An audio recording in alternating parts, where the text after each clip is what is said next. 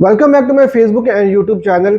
यार काफ़ी इंतज़ार के बाद से मैं ये वीडियो बना रहा हूँ क्योंकि अगर बार्सिलोना का सोशल मीडिया उठाकर देखा जाए ना तो उस वक्त आपको यही खबरें मिल रही होंगी कि यार हैंसी फ्लिक यहाँ चले गए, हैंसी फ्लिक अब शावर ले रहे हैं, हैंसी फ्लिक ने 6 मिनट का शावर लिया तो ये तो वो मतलब जरार मरो अपने लगे हुए हैं और बाकी बार्सिलोना का सोशल मीडिया अपना लगा हुआ है। तो मतलब मैं इंतज़ार ये कर रहा था कि इस टाइम के ऊपर जब मैं ये वीडियो बना रहा हूँ तो इस वक्त बार्सिलोना के बोर्ड मेंबर्स और लपोर्टा की हैंसी फ्लिक के साथ एक डिनर के ऊपर मुलाकात हो रही है। तो मैंने सोचा था कि यार ये मुलाकात ख़त्म होगी तो नई नई खबरें हमें मिलेंगी कि यार ट्रांसफ़र टारगेट्स क्या हो सकते हैं अगली समर विंडो में और किस तरह से टीम को आगे लेके चला जाएगा। लेकिन काफ़ी देर होगी, 12 बज चुके हैं यहाँ पर। तो मैंने सोचा कि यार अभी जो डेवलपमेंट्स हुई हैं वो सारी की सारी आपके साथ पूरे दिन की जो है वो मैं जो है वो आपके साथ इस वीडियो में शेयर कर देता हूँ। बाकी की जो खबरें होंगी वो फिर कल की वीडियो में मैं इंशाल्लाह बनाकर आपको बताऊंगा।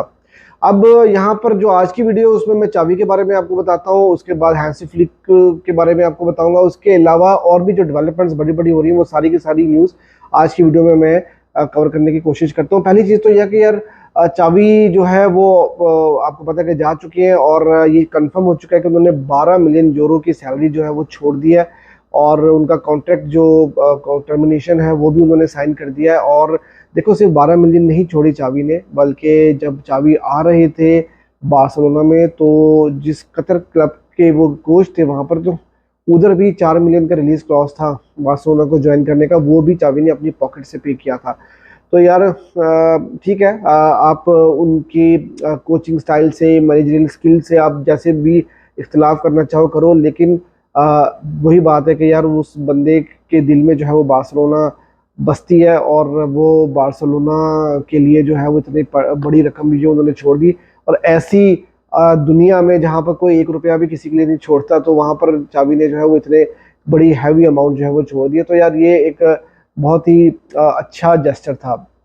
दूसरी चीज़, एक बहुत बड़ी डेवलपमेंट होती हुई नज़र आ रही है जो बार्सिलोना के सोशल मीडिया जो है वो रिपोर्ट कर रहा है, वो ये कि अलिमानी को लपोर्ता सोच रहे हैं दोबारा बार्सिलोना में लाने के। और कहा जा रहा है कि उनके साथ कांटेक्ट किया गया है और अलिमानी के साथ बातचीत शुरू हो चुकी है। यार ये अगर न्यूज़ सही है तो मेरे ख्याल में ये बहुत अच्छी डेवलपमेंट है और बार्सिलोना को अलिमानी को जो है वो हर सूरत में वापस लेकर आना चाहिए। क्योंकि देखो जब से अलिमानी पिछली ट्रांसफर विंडो आपको याद होगा कि वो छोड़ के गए हैं, उसके बाद से प्रॉब्लम्स बहुत सारी होती हुई नजर आई हैं। और डेको जो है मैं समझता हूँ कि वो बहुत ज़्यादा जो है इनएक्सपीरियंस है इस जॉब के लिए। और ये भी रिपोर्ट्स आ रही हैं कि डेको को उनकी पोजीशन से नहीं हटाया जाएगा, लेकिन अलेमानी और डेको जो है वो मिलके काम करेंगे।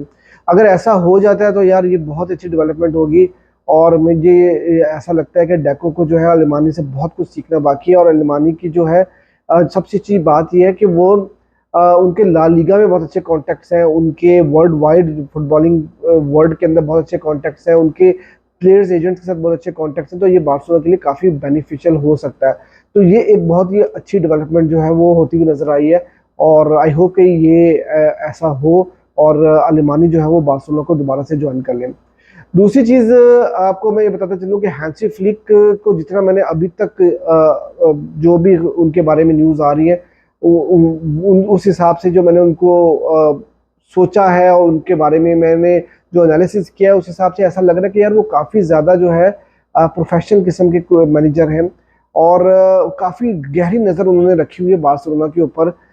और आपको मतलब एक चीज़ मैं ये बताता चलूँ कि हैंसी फ्लिक को बहुत सारे क्लब्स के साथ भी जो है रिलेट किया गया था अभी रिसेंटली, स्पेशली जब पोचेटिनो को सैक किया गया तो वहाँ पर कहा जा रहा था कि चेल्सी जो है वो हैंसी फ्लिक को हो सकता है कि साइन कर लें। लेकिन फिर उसके बाद न्यूज़ आई कि हैंसी फ्लिक किसी भी क्लब के साथ बात नहीं करे और वो सिर्फ बार्सिलोना ही आना चाहते हैं।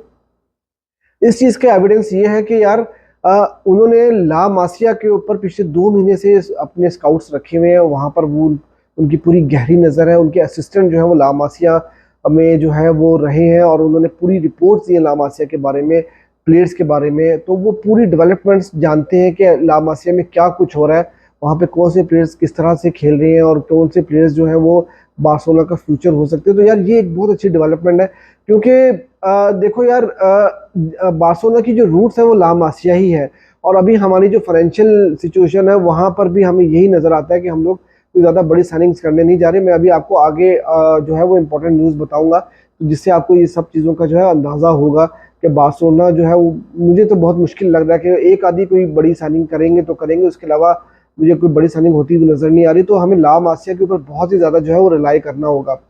अब उसके अलावा यार मैं आपको ये न्यूज़ दूँ कि अभी कैंसेलो और फेलिक्स के बारे में खबर आ रही है कि ये दोनों प्लेयर्स बार्सिलोना में रुकना चाहते हैं, लेकिन इनका जो डिसीजन है ना वो प्योरली हैंसी फ्लिक के ऊपर होगा कि वो उनको रखेंगे या नहीं रखेंगे। देखो कहीं कहीं से ये भी रिपोर्ट निकलती हुई आ रही है कि कैंसेलो हो सकता है कि बार्सिलोना उनको रिटेन कर ले, लेकिन कैंसेलो को जो है वो राइट बैक की पोजीशन के ऊपर खिलाया जा सकता है। हैंसी फ्लिक जो है वो इस तरह से भी कुछ सोच रहे हैं, तो देखते हैं कि क्या होता है, ऐसा होगा भी कि नहीं होगा।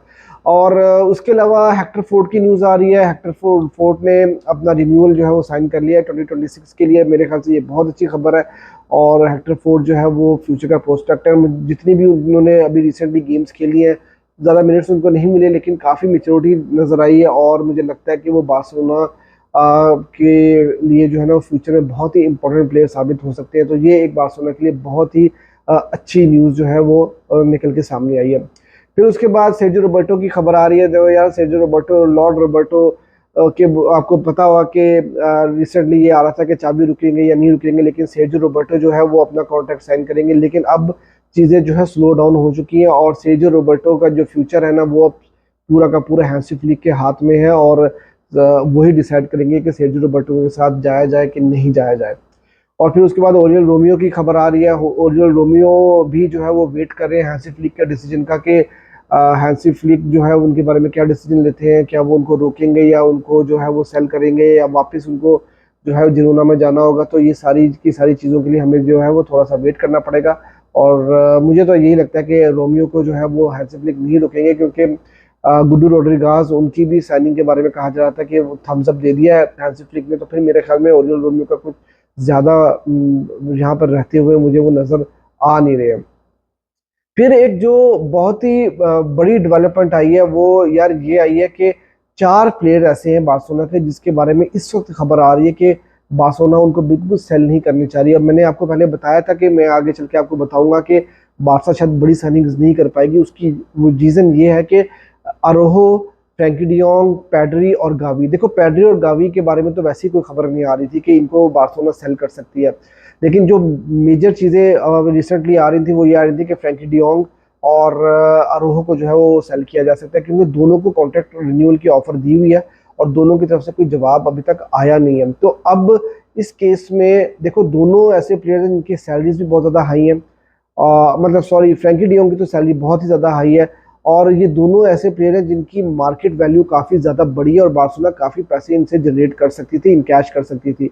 अगर ये दोनों प्लेयर्स नहीं जाते हैं तो फिर बार्सिलोना को फाइनेंशियल फेयर प्ले के भी इश्यूज होंगे और फिर उसके साथ साथ जो है वो सैलरी कैप के भी इश्यूज होंगे। तो अब ये देखना होगा कि बार्सिलोना इन सब चीज़ों के साथ नई साइनिंग्स को किस तरह से मैनेज करेगी, तो ये एक बहुत बड़ा सवाल होगा। और बाय द वे मैं आपको ये भी बताता चलूँ कि फ्रैंकी डियोंग जो है वो उनकी जो रिन्यूअल है कॉन्ट्रैक्ट की उसमें कोई प्रोग्रेशन नहीं हुई है, वहाँ पर कोई प्रोग्रेस नज़र नहीं आ रही और वो कोई जवाब नहीं दे रहे हैं। तो इस सारी सूरत हाल में तो ये नज़र आता है कि यार बार्सिलोना जो है फाइनेंशियली स्ट्रगल करती हुई नज़र आ रही है आपको आने वाली ट्रांसफर विंडो में। और इन सब चीज़ों के लिए हमें ये जो मीटिंग हो रही है इस टाइम के ऊपर, जैसे मैंने आपको वीडियो के शुरू में बताया, तो उसके बाद हमें ये सब चीज़ें जो है वो उस मीटिंग के बाद जो न्यूज़ आएंगी वहाँ पे हमें चीज़ें थोड़ी सी क्लियर होती हुई नजर आएंगी कि बार्सिलोना किस डायरेक्शन में जा रही है। और फिर जैसे प्लासियस की काफ़ी ज़्यादा न्यूज़ आ रही थी, तो यार प्लासियस के बारे में खबर ये आ रही है कि प्लासियस काफ़ी ज़्यादा डिलाइटेड है और वो काफ़ी ज़्यादा जो है इस चीज़ से खुश हैं कि उनको बार्सिलोना के साथ लिंक किया जा रहा है, लेकिन वो कोई भी स्टेटमेंट पास नहीं करना चाह रहे और वो समझते हैं कि अगर वो कोई भी ऐसी स्टेटमेंट पास करते हैं जिससे वो उनका लिंक जो है या वो ये ऐसी कोई बात करते हैं कि मतलब वो काफ़ी खुश हैं बार्सिलोना में आने के लिए, अगर कोई इस तरह की सूरत हाल बनती है तो वो ये समझते हैं कि ये डिसरिस्पेक्ट होगी लेवरकुसन के साथ, तो वो इसलिए कोई इसके ऊपर ज़्यादा कोई बात करना नहीं चाहते, which is fine. I think ethically यही होना चाहिए। तो यार ये अब तक की न्यूज़ थी। मैंने काफ़ी वेट किया कि मीटिंग ख़त्म हो और कोई खबरें वबरें आए नहीं, लेकिन अभी तक कोई न्यूज़ नहीं आई थी वहाँ तक, तो वहाँ से तो इसलिए मैंने अब जो है ये वीडियो बनाई है और अब तक की जितनी बड़ी खबरें थी वो मैंने आपके साथ शेयर किया। तो देखते हैं अभी जब मीटिंग ख़त्म होगी तो उसके बाद क्या अपडेट्स आती हैं, क्या डेवलपमेंट्स होती हैं, तो उसको फिर मैं इंशाल्लाह आप लोगों के साथ दोबारा कल शेयर करूँगा। तो अगर आपको वीडियो अच्छी लगी हो, अपडेट्स अच्छी लगी हो, तो मेरे चैनल को भी सब्सक्राइब कर लीजिएगा और वीडियो को लाइक करना ना भूलिएगा।